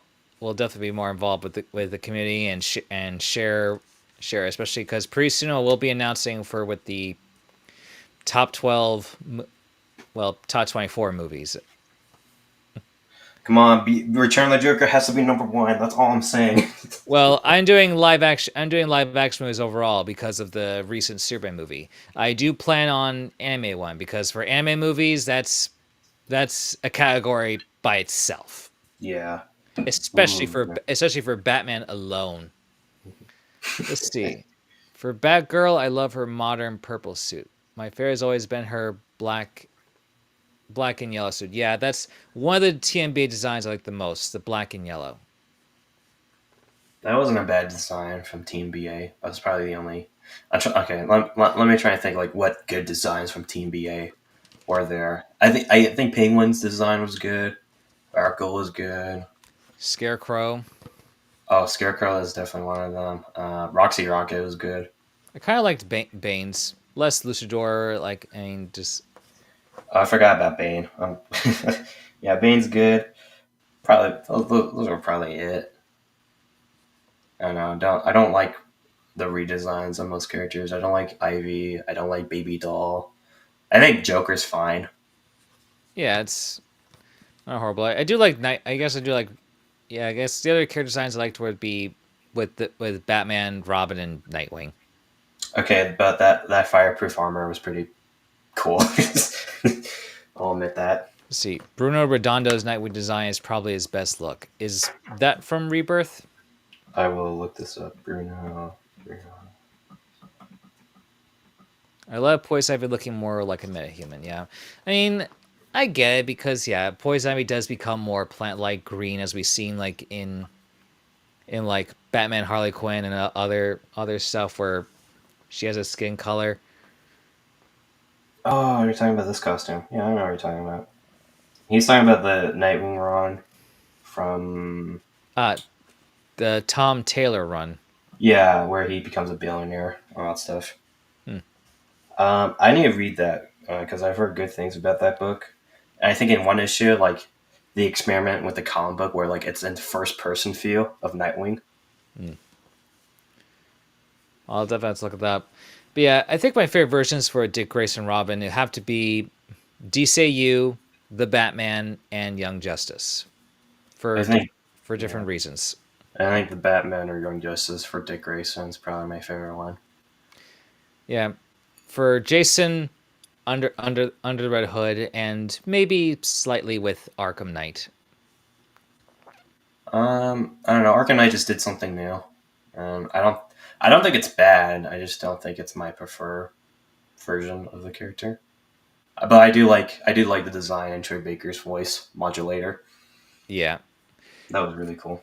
For Tim, I do like his Arkham City design, like with the hood, the bow staff, and that pose of his in Arkham City. It looks pretty good, very intimidating, very different. I think my favorite one is going to be the Lego games, Lego Batman 2. There it is. Yeah, and I say for his brief appearances in season 2, I did like Young Justice. Because I do like the fact that being the new Robin, he's a bit nervous because he wants to make sure that he can stack up and make sure he's a capable leader, just like Dick. And I do like sometimes. I think there's that one scene where his voice squeaked after Arsenal made a mess of things, going like, "What are you thinking?" Yeah. Oh my gosh. Oh yeah, I forgot he dated Wonder Girl in that show. Yeah, yep. Wonder Bat, let's go. I tied that in somehow. Yeah, there you go. Yeah, if not Bruce and Diana, then at least Tim and Cassie. It's a win for me. I don't care. Let's see. I hate the Hood. It's mostly associated with Damian.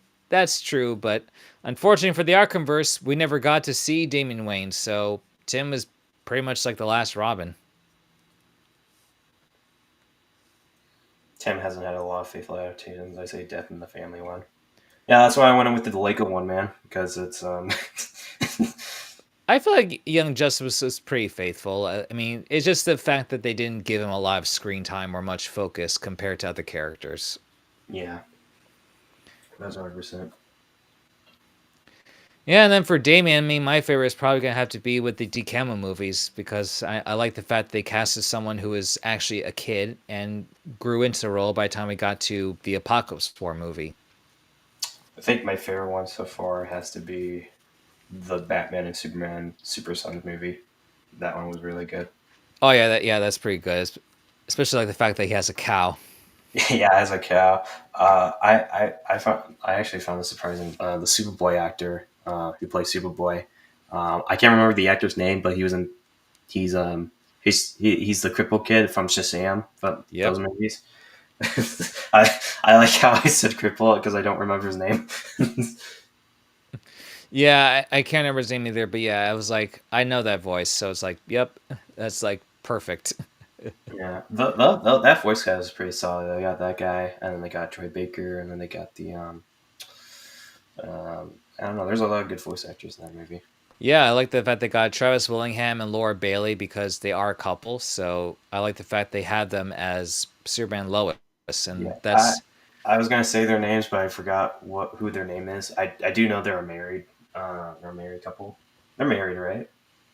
for what for the Death of Superman or No, no, I'm talking about the actors. Like the voice actors are married. Aren't they?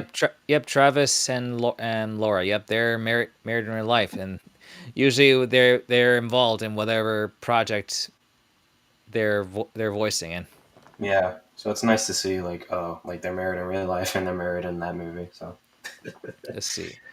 And my favorite look for Tim is the black and red 1 year later suit. Yeah, that's a good one for Tim. I like the green. I like the green for Tim. Um, Yeah, I would say like first comic suit of him like with the bow staff like pretty much I guess could say the Teen Titans look pretty much fits him. that Jim Lee inspired look from Gotham Knights for Tim. That was probably my preferred look. Yeah, let's see. When is the next live stream? Blue Knight Beyond's my favorite co-host. Well, we'll see what happens. I mean, I have some. First, I got to figure out the scheduling with this year's DC December because I'm gonna set up a good voting thing for the live action DC movies. Let's see, and because I do plan to do one on other characters that have been around for 85 years. We got like at least 3 others.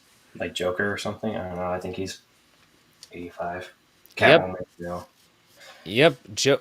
Probably do one with Joker because also not only is 85 years of Joker, but also 25 years since Return of the Joker movie came out. Oh, I could finally do the Man Who Laughs voice on live stream. Yeah. Plus, yeah, there's a lot of characters that are 85 today. Like, let's see, I think also a yeah, Green Lantern and the Flash. Yeah, I know. Like Dick's costume in BTS is like Tim. Yeah, Stuff like green. yeah, pretty much. Just with different style are, yeah. Weirdly enough, I think for the DCU version, I kind of like I think I kind of liked his TNBA Robin suit in the old wounds better than BTS, though it's I like how we get to see that original costume and like an old Over the Edge and that one scene and before it gets like shredded with bullets. yeah, yeah, that was a good attention to detail there, yeah. Yeah, let's say for my favorite Robin suits, like I do like Young Justice take with the Robin and the Nightwing suits, and I do like the Batman suits because like it's a good I guess little mixture of like Teen Titans and some of the more like Tim Drake's classic Robin suit, where because when I say how the R is styled, it's a bit more traditional with Dick, but with having the pants and I think there's a little bit of like pixie feet.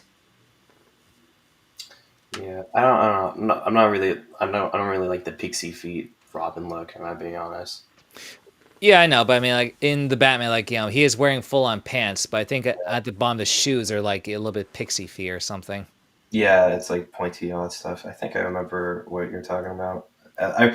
I'm making a video about Robin in that in the 2004 show. I should know this. Yeah, like the cape, the inner cape is like the yellow is on the inside and the black is on the outside, so like stealth purposes. Yeah. Oh, yeah. I'll say Tim definitely has like the. I think Tim has the best. I think overall, I think Tim and Damian have like the best Robin suits. Toady and then the green stuff. Yeah, those are two peak designs for me. Yeah. I'm not sure about the red and black on. I know it's like that's your favorite one, Angel of Death, but it's not mine. It really isn't. I think it's just fine for me. Yep, and that's true. Angel Death. Tim's suit in Young Justice is basically a modernized variation of the 1 year later suit. Yep. Mm-hmm. Yeah, and then I think for Nightwing look, I think I have to go with I don't know, this like maybe not the blue going over the arms, but like blue, like the blue gloves, blue like under his feet and all that stuff. yeah, because the thing is, I do like the Titans live action look because I mean that costume design with the symbol like it's pretty good. Yeah. What's like the best Robin voice actor now? I'm thinking about it, or Nightwing. Because I just thought of like Will Friedle's Nightwing take in the Batman Unlimited movies. Yeah, he does a pretty good job. But I guess to me, when I think Will Friedle, I always think of a Terry. So it's I think I'm more biased because he plays Terry, and I love Will Yeah. Friedle. I'm so jealous you got to meet him. yeah, it's just yeah, yeah, because there was a '90s con. It was pretty cool to get to see him. Like I hopefully get to interview him up to talk about Return of the Joker. Fingers crossed. So we'll see what happens. Get me on. That's good. Oh boy, that'd be awesome. Yeah, let's see. And I say Tim's original Robin suit, 1 year later suit, and Dick's Robin suit drawn by Dan Mora are the best Robin suits. Oh, freaking Dan Moore! That's such a cheater's move because Dan Moore's art is always good. Like everything in Jaws is his peak. He made absolute Batman design peak. He made everything peak, man. Yeah, he also did some of the artwork for that Batman Superman World's Finest comic book, the recent one, right? Yeah, he did that. He did the world's finest one. He's doing the Superman book right now. He's doing Justice League. This man is unstoppable. He's doing two books at the same time, and he's like doing this. He's doing this big crossover or something, where he's drawing. I think they said 900 characters. I'm like, Dan, how are you doing this, man? It's good, it's peak, and you're doing it fast. Because he keeps because like in the interview he says like he does two books, like he does 2 pages in one day. Dang, yeah. There's some talented artists out there. I don't know how Let's see. Dan Moore is doing this, man. Let's see. And I think I agree with Angel of Death. Jesse McCartney and Scott Porter, like for me, Jesse McCartney definitely best for Dick Grayson as Nightwing. For Scott Porter, was that for the Arkham Knight Nightwing or something else? Because I'm trying to remember Scott Porter. I will look this up real quick in a sec. I've got my computer right here. Let's see. I don't love Lauren Lester from the DCU because he always kind of sounds like a 37-year-old man. I mean, Oh wait, no, he's the Robin from the Young Justice season 2. Not yet. Injustice 2, and he plays Nightwing in the Arkham series. That's what he's referring to. I know who Scott Porter is though. okay, yeah. I mean, yeah, Scott Porter, he did a good job with, ironically, both as Nightwing in Arkham Knight and Damian Wayne in Injustice 2. Yeah, and then Jesse McCurry. Oh, he's referring to the Young Justice actor. That was pretty good. Yeah, he did a good job, and I might be partial to Lauren Lester just because I grew up with it, and like, I don't know, I feel like for a teenage, like young adult Dick Grayson at the time. Now of course, like not many so convincing being young, but Yeah, I know he played Flash in Suicide Squad, but I was mainly focused on his Robin roles. yep, that's true. Angel does, yep. I like Lauren Lester. I thought he's really good as Robin, maybe because I grew up with him. He also plays a really good Iron Fist. Yep, he did. Yep, he did Iron Fist in that in the Avengers one of the Avengers shows. I thought it was a great casting. I was like, yes, he's perfect for that role. It's awesome. I also liked I forgot the name because he voiced Superman, but in the DeCamo, but he voiced Nightwing in the Batman. I forgot. Don't tell me. The name escapes me. But I did like that voice for Nightwing in that one Batman episode. In the Batman? Like, what are you talking about? Yeah, in the Artifacts episode. Artifacts, okay. I can look it up real quick. Give me a sec. Let's see. Yep, and that's true. Yep, Lauren did fit better as Nightwing, and yeah, he voiced Hal in Brave and the Bold. Oh, yeah, he did do Hal and Brandon Ball. I just remember, yeah. Jerry O'Connell.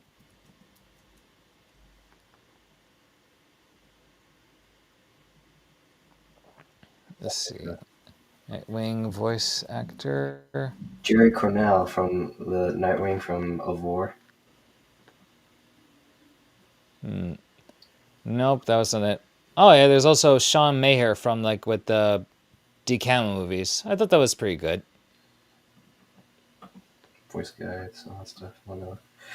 Oh, he's Superman in those movies. Oh, he's the Atom. Oh wow, I didn't know. He's Captain Marvel from Justice League. I didn't know about that. I didn't know he played Superman or Captain Atom. Okay, that's cool. That's interesting. I didn't know about that. Okay, that's really cool. Yep. And he was Man-Bat in Arkham Knight. Wait, what? Yep, Lauren Lester voiced Man-Bat in Arkham Knight.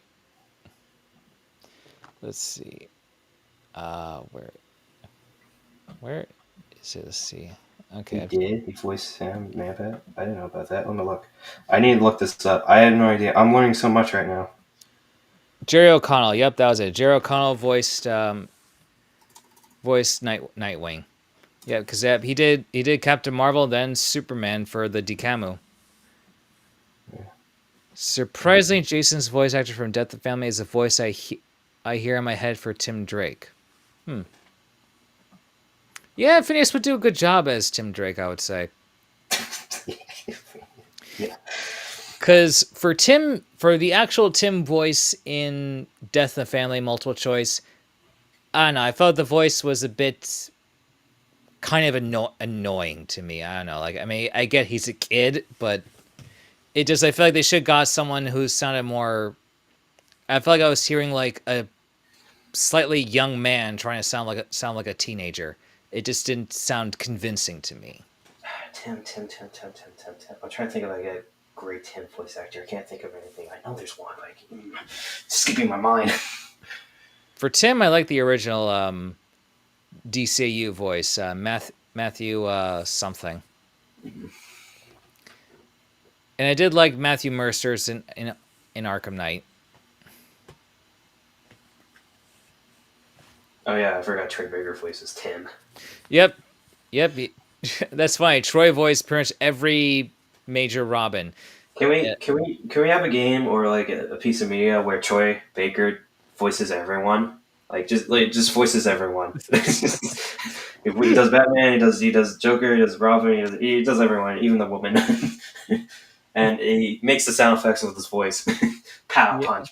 I know. I mean, between with Batman, Joker, Two-Face, and Robin, just there's a lot because Troy Baker, he voiced Tim Drake in Arkham City, Nightwing in the first Injustice game, and then Jason Todd for Arkham Knight. Yeah, let's just have Troy Baker just voice everyone. Can we have that, please? I really want one. That'd be something. Also, Tim's voice actor on Injustice, the voice I hear in my head for Jason Todd, who did voice him in Injustice 2. Yep, that is true. Yep, they did cast him. Both Troy Baker and Matthew Mercer have also voiced Nightwing, and they both honestly fit Dick better than Tim. Mm. Yeah, I could see that. Oh my. Yeah, because I would say for Tim, my favorite voice would have to be from the DCU mostly. I don't know. I'm like torn up with Robin in the DCU. I think they could have handled him better. And Batgirl. Yeah, I guess for Batgirl, I guess I liked how they used her in BTAS with building her up to becoming Batgirl, where it'd be where she sort of like helps out, but not like part of the team. Yeah. But I definitely like Batgirl and the Batman. I think that's the best animated adaptation of Batgirl because there's more build up. There's like she needs to like actually prove herself to be part of the Bat family, and of course I find her motivation more compelling than DCAU. If I'm being honest. I guess. Because in the 2004 show, she wants to become a cop, like she wants to be a hero, but her father is like saying no, like it's a forbid. Yeah, they're going with the Batgirl Year One influence, and Yeah, although yes, Angel Death for Barbara Gordon, favorite definite voice is Tara Strong.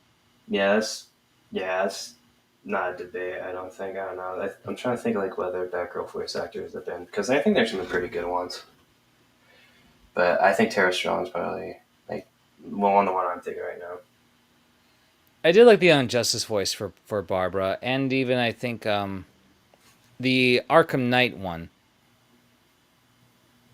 It's a pretty good choice in my opinion. Let's see.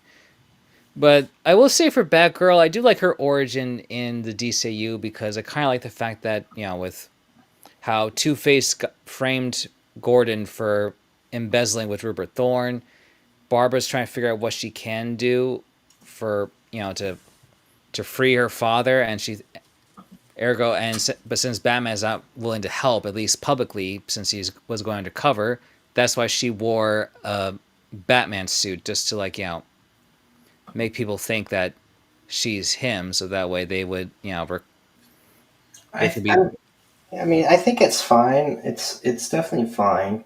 Like I'm not saying it's a bad one. I just think in the Batman's more compelling because again, like she has to prove herself. She wants to become a cop. She doesn't like her father says no. She looks at other things. Like so, at first she becomes like this environmental like activist and all that stuff. Like like you're criminal buildings polluting Earth and all that stuff. And then that didn't go well. And then she becomes Batgirl. And then she thinking of quitting Batgirl, and then until her father's kidnapped, and then she has to step up again. Yeah, I guess. There's just more growth, more character, and all that stuff. Yeah, I guess this to me, like with the Batman version of Batgirl, like I do like her too. It's just she just reminds me of Jade from Jackie Chan Adventures, which a lot of the people who worked on the Batman show worked on that one before. I can definitely see that. But I don't know. I really like her, all that stuff, and then in Artifacts we see her become Oracle, so she still is working and all that stuff. She did get less screen time, like in later seasons. Yep, that did happen. Yeah, But I did like the dynamic between her and Robin. I always think they do get together or something because of the necklace and all that stuff, and they're still bantering. yeah. It's just that I guess with Batgirl and in the Batman like first episode, you see her. You do see her as Batgirl, whereas at least in the DCU there was a little bit of a build up where because I guess I did like how like in the Heart of Steel episodes you see her just infiltrating like the factory trying to find her father, and we see her how she has some pretty good skills that she's learning, and she's not even in costume yet. Yeah, that was good. But yeah, Angel of Death made up a good point. Though as much as I love Batman Beyond, Barbara didn't really feel like Barbara to me personally. Also, Barbara's husband Sam was so boring. I have to agree on that.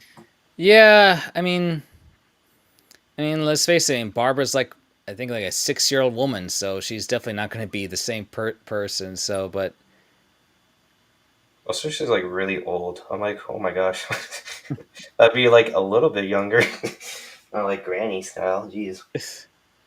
well, because like I would say normally I would say Barbara's at least like 10 years younger than Bruce.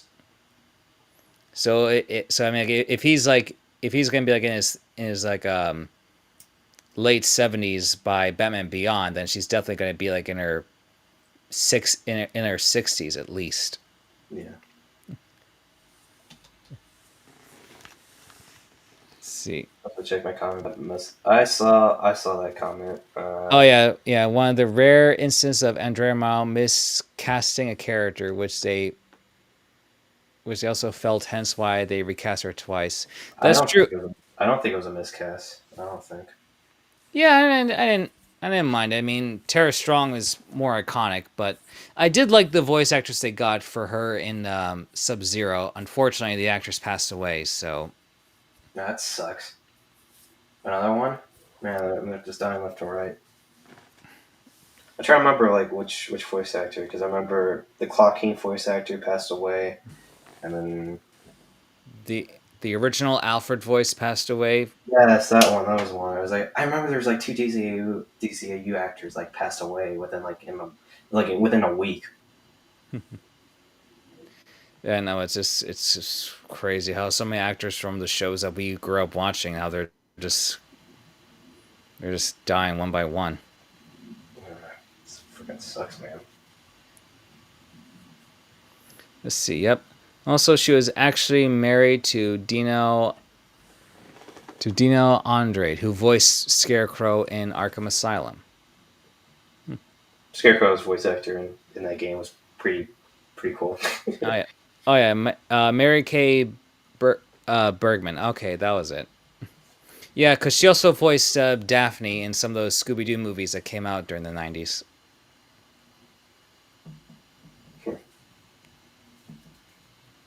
There's so many voice actors. I didn't know like which one voice was who. I learned so much today. Awesome. Yeah, I know. I guess to me, like with Batgirl, to an extension with between the Batman and B-Taz, I do like both of them for different reasons. I guess like if you took like certain things from each show, it would be the absolute perfect Batman show in my opinion. Like if they what? Like I don't know, like maybe a little bit of Batgirl's origin from B-Taz, but with the Batman's Batgirl personality a bit. And I guess determination of becoming a hero that she wanted to be. Yeah, because I mean, I think for B-Taz they're going for like maybe the librarian origin version of Barbara, whereas with the Batman they were going for the post-crisis where in She wants to become a cop or something. yeah, because that was her whole thing of Batgirl Year One, where she wanted to be a cop, but then she got a Batman costume just to spite her father at a party. Yeah. I watched the motion comic one. I didn't read that one. Did you watch the motion comic one? Yeah, I did. Because that's where I'm basing it on from. Because I never really read the comic. Yeah. I know they were going to do like Bruce Timm wanted to do a Batgirl Year One animated movie, and then WB rejected it, which wouldn't be the first time. Oh. Yep. Melissa Gilbert to me just sounded like a 30-year-old woman, whereas Barbara was supposed to be in college age. I thought she was fine. I don't really have a problem with that. Yeah, because I was saying by B-Taz, she was like, what, 20-something? Like, I don't think your voice would change that drastically if it's like 10 years later. At least from 20 to 30.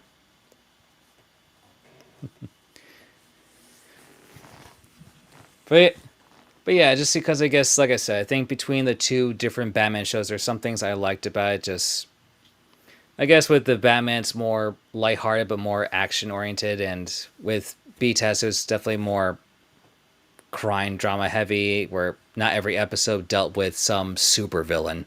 I mean, it definitely was. I mean, it just again my problem with beef with BTAS is that like sometimes like I understand like in their when they were making the show it was really difficult because like the producer like they were butted heads at each other like what they wanted like more of a kids show but like no we want more of a serious kind of show all that stuff and then production issues happen like again like they're gonna do Penguin because of like Tim Burton.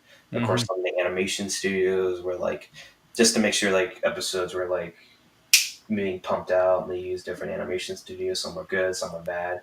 I'm kind of upset that animation studio who did Lord of the Rings like got bankrupt.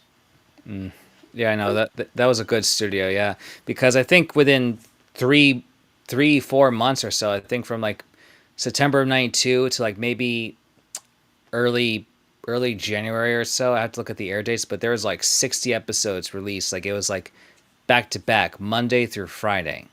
That's so crazy. I can't like. Can you imagine that? Like if that was here today, The something. that would be impossible. Yeah, because like that's why when we got to with the Adventures of Batman and Robin, Superman, and TMBA, it was just one episode a week. There might be a two-part if it's like a premiere or something, or something special. Yeah, like World's Finest or something. That was a three-parter. Yeah. I always thought it was a movie. I have the movie one. I always thought it was like, yeah, it's a movie, right? And I was like, no, it's like a three-part episode. It's like, what? I know, same here. I had the VHS tape and I was like, oh, okay, so this is actually just on the Superman DVDs. Okay. Yeah, I have it on DVD. I think I have it somewhere, but like, I always thought it was like a movie. I think the animation studio for that one was the ones who did. I keep forgetting about that one, but they did the Archaea. Like they made that movie, and they also made Return of the Joker. Yep. Yep, because they mentioned that some of the people who designed like the laser beam from Akira wanted to help out, wanted to do the animation for the laser in Return of the Joker to step up. I think Return of the Joker is amazing animation. Like the 360 of Batman like fighting the Jokers and all that stuff, and it's like 360 camera rotate. That one's pretty. Ooh, that one's really good. I'm like, Yep. Oh yeah. yeah. But I'm really upset that the Lord of the Wings animation department got bankrupt over that because because I heard stories in the background. They're like they went over budget. They made sure that the animation was spotless. There's like one storyboard art where like Jim Gordon's like adjusting his glasses, but in the storyboard art, like that never happened. They just added that scene because they did it. Like they just did it. Yep. Yep. TMS. That's correct. Angel of Death. And as far as for Tim being Red Robin, I don't know. I guess I feel like to me, not the most creative identity really, because I mean, like, it's just basically adding another R to his name. I mean, in fact, that happened, I think, to one of Tim's outfits with double R's. I mean, at least it's better than what they're doing with Miles. Like, they're just calling him Spider-Man now. And I'm like, that's cool, I guess, but like, I don't know. There's two Spider-Men running around. Isn't that confusing? At least in one show, they called him like Kid Arachnid or something. Yeah, like Kid Arachnid or like Spidey or something like that. I know the Spider-Man fans are gonna like go after me. Like, no, like his name is Spider-Man. I'm like, yeah, maybe if Peter dies or something, but like, Yeah, I agree. like, I mean, I know there's been 5 different Robins, but at least they had their own identities later on. So like, Dick became Nightwing, Jason became Red Hood, Tim became Red Robin, and so forth. Stephanie Brown became Sport. Like, you know what I mean? Like, just, give him a name, give him a cool name. I agree. Like, come on, give him a name, please. I agree. Yeah. As far as for Tim, I feel like they should have had something. I mean, like, I don't know about with, I mean, though I guess Red Robin's better than Drake, because I think that was a name he had for a while. No way. The thing is, I believe you. That's the problem. Oh boy. It can work. For instance, I love both Matt and Elektra sharing the mantle of Daredevil. Huh. I didn't know Elektra took on the name of Daredevil. I didn't know about that either. I'm all I'm thinking about is like the Trisha Darcy run of Daredevil. Gotcha. But yeah, I mean, hopefully with Tim, if he develops some new identity that actually works, but I guess it's hard to figure out what he can come up with after Nightwing and Red Hood. They were like, Red Hood worked last time. Let's put another red. Who knows? Oh well. But I'm going to say that's probably our time for today. I want to thank you again, Blue Knight, for joining me on this live stream. No, thank you. I love talking about Robin. I didn't think I was going to be, like I said before, I didn't think I was going to bring anything new to the table. And I was like, oh, wait, no, I've read Robin books before. I know what I'm talking about. Yeah. No, I'm glad for that because I'm not the most adept reader with comic books. I know certain graphic novels and other stuff, but I'm more familiar with the animated and live action versions. So Yeah. I try to read the comic books as much as I can, but not like, I think in like tier lists, I have probably put myself in B tier or something like that. So I'm like S tier. I just saw his whole comic book collection. He has his own storage. It's like, oh my god. I imagine it's very impressive. It is impressive. I'm like, oh, dude, I can't compare with that. Oh wow, that's crazy that Electro was Daredevil for 6 years. That's interesting. Yeah, but hopefully we get to see some new updates with both the Dynamic Duo movie as well as Brave and the Bold with whatever happens. As far as we can see any more of Robin, whether it's Damian Wayne and either with Jason and Dick, if they'll be in their adult costumes or not, we'll see. I think we're eating good for Robin adaptations once they hit. Oh yeah, definitely. And thanks to all you viewers for tuning in. So be ready for my announcement with this year's DC December theme.